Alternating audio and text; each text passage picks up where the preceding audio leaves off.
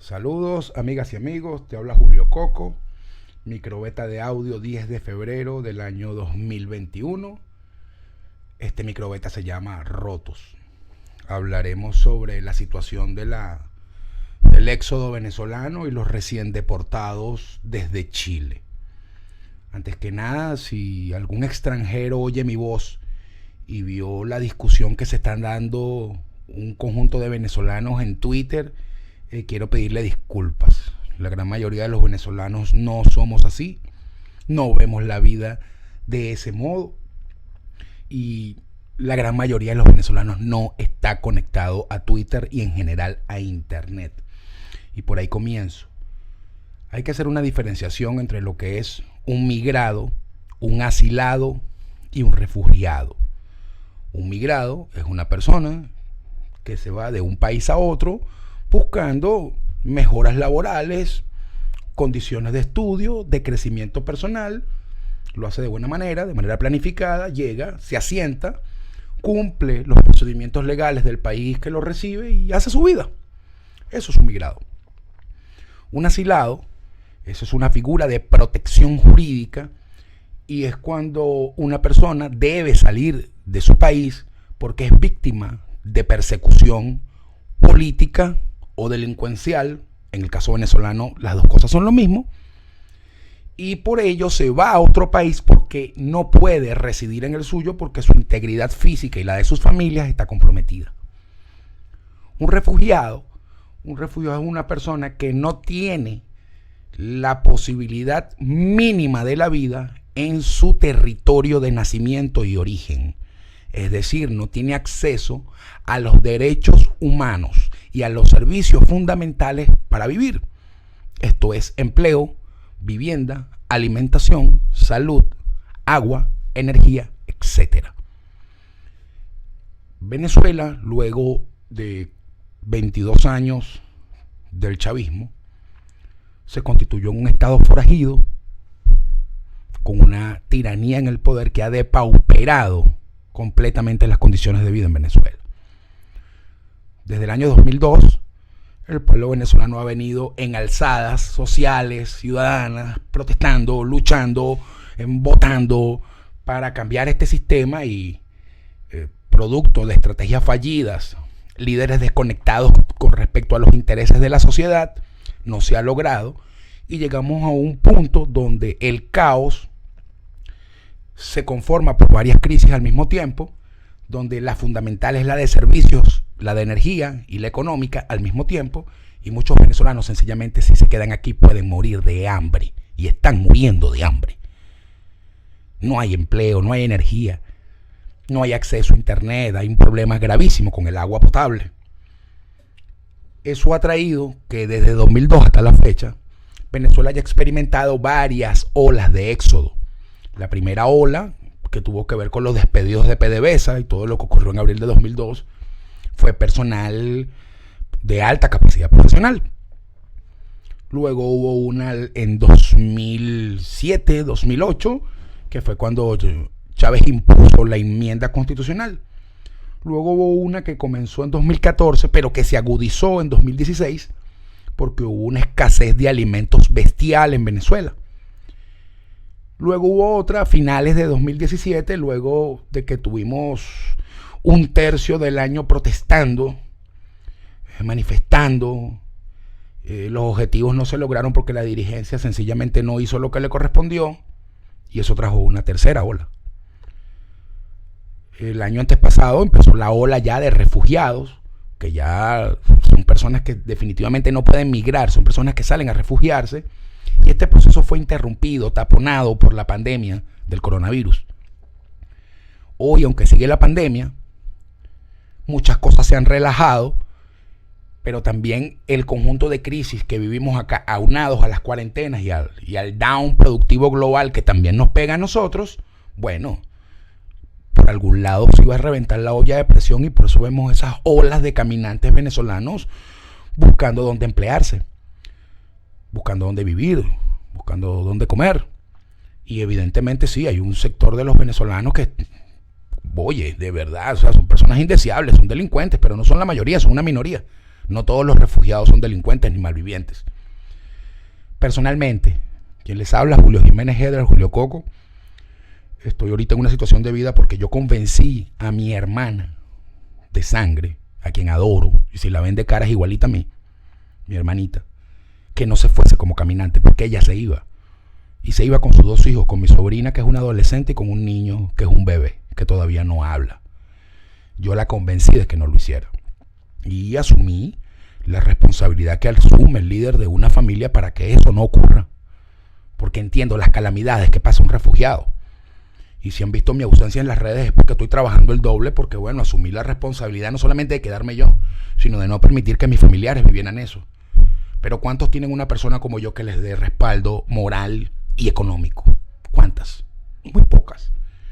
Entonces cuando vemos hoy que, por un lado, el gobierno colombiano tuvo a bien, y se le agradece, emitir un estatuto que protege a los migrados, asilados y refugiados venezolanos que cumplan ciertos requisitos, pero vemos como Perú y Ecuador están militarizando las fronteras y Chile deportó a unos venezolanos que entraron de forma ilegal.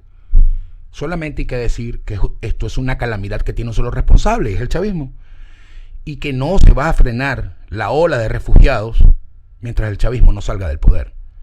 Pero la respuesta que están dando los países latinoamericanos es asumir que hay Maduro y que hay chavismo para rato en Venezuela. Entonces algunos, como el gobierno colombiano, a quien reiteramos nuestro agradecimiento, dicen, bueno, vamos a proteger a los venezolanos 10 años, que trabajen acá, que se regularicen, que hagan las cosas bien, porque entendemos que no se pueden regresar. Y otros cierran fronteras de manera violenta y con medidas legales, entendiendo también que sus economías ya no soportan la ola de venezolanos, deciden hacer acciones violentas que dejan el mensaje de que no es bueno irse para allá, porque eso es un metamensaje. Deportaron a 200 venezolanos, creo que fue la cifra, ok, son poquitos y oye, que es una desgracia, pero lo que uno ve aquí es entonces, bueno, para Chile no te puedes ir caminando porque te van a deportar. Ese es el mensaje que está dando el gobierno chileno. Pero de fondo todos estos gobiernos tienen gran cuota de responsabilidad en que el chavismo sigue en el poder. En cuanto entonces, y hago toda esta explicación, porque hay que adecentar la conversación que se está dando en las redes sociales al respecto. Quien les habla, Julio Jiménez Hedler, yo no apoyo la migración ilegal. Y respeto la decisión soberana de cada estado en su política migratoria. Soy respetuoso de las leyes. Y solamente una persona respetuosa de las leyes y respetuosa de los pueblos vecinos y hermanos puede pedir que nos ayuden en este drama que estamos viviendo, donde hay muchísimos responsables y eso incluye varios gobiernos de la región también. En ese aspecto yo quiero invitar, si algún extranjero está oyendo mi voz o algún venezolano está exacerbado en rabia por lo que está pasando, que piense esto en el contexto que es. Venezuela es una sociedad rota y por eso es que este microbeta se llama Rotos. Estamos rotos y cada uno de nosotros está en un pedazo de los que se rompió. Y evidentemente hay muchas personas rotas. Por eso hay un aumento en el suicidio y en las enfermedades psiquiátricas. Porque estamos rotos. O sea, ¿qué pensaban? Que 22 años de tiranía, violaciones de derechos humanos, crisis de servicios públicos, crisis económica, no iban a pasarnos factura. Por supuesto que no iban a pasar. Y en el momento que ya queda absolutamente comprobado que la oposición venezolana es absolutamente incapaz de desplazar al chavismo del poder, es obvio que en el medio del fracaso todos juguemos para nuestro lado, porque nos sentimos solos, nos sentimos aislados y no todos y tenemos la misma conciencia y principios para tomar decisiones aún en contra de la realidad, como la que tomé yo de quedarme a trabajar, y es mi decisión quedarme a ayudar. Y no es mi plan morirme de hambre. Tendré que trabajar sin tener que hacer como lo que también se discutió en Twitter en estos días, que bueno, es que de algo hay que comer y entonces hay que trabajarle a los enchufados y a los malandros y al chavismo. Pues no, yo creo que tengo la suficiente habilidad y fuerza de vida para que mi familia se alimente, tenga una vida digna sin tener que venderle mis talentos a los que masacraron y rompieron este país. El responsable es uno solo. Y quiero recordarles algo de cómo llegó Chávez al poder. Chávez llegó al poder porque un sector minoritario de la sociedad se olvidó que el sector mayoritario estaba mal. Porque el Estado venezolano se puso al servicio de una minoría del país y olvidó a las mayorías. Y esas mayorías hicieron el caldo de cultivo, porque hubo en ese momento, en los 90, una fragmentación social que permitió el ascenso de Chávez al poder, con un discurso de venganza, de resentimiento y de odio.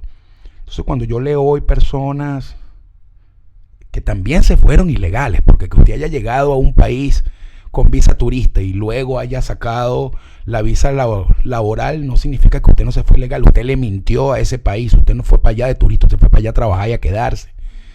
Ver cómo hablan mal de los refugiados venezolanos y le dicen marginales, cosas horribles. Mire, uno que ha venido de la pobreza crítica y que gracias al estudio y al trabajo tiene comida en la nevera, yo les tengo un mensaje.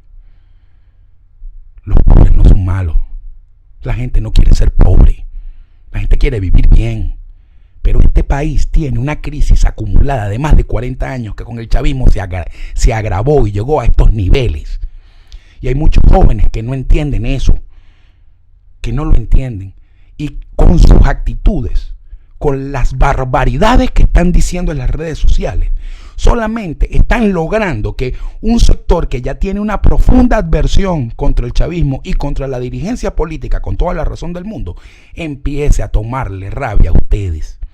Y si ustedes son profesionales, si ustedes no son decentes, si ustedes son honestos y nos dejan bien parados en el mundo, lo menos que usted puede hacer es cometer los errores que cometió la generación pasada con respecto a las mayorías en Venezuela.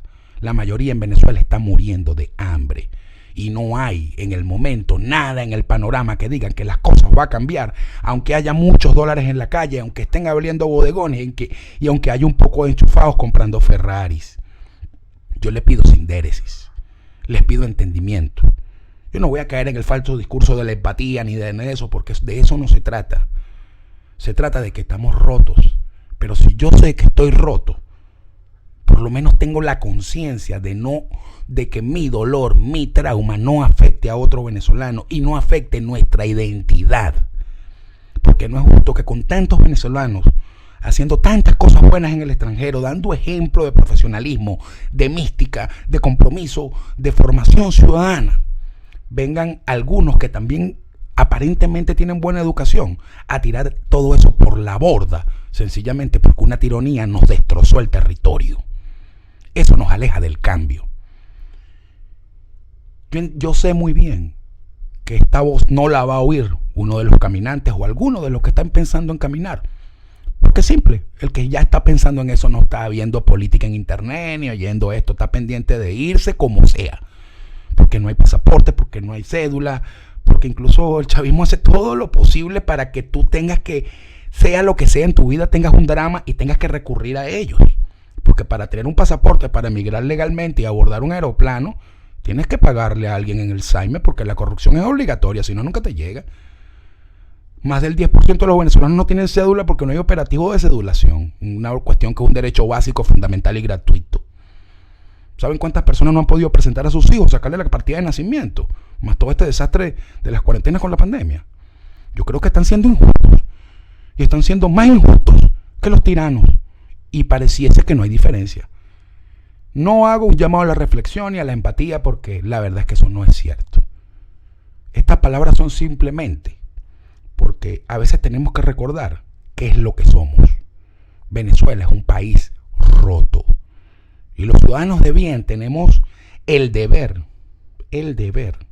Tal vez no lo podamos pegar de nuevo, pero por lo menos no le hagamos más daño a nadie.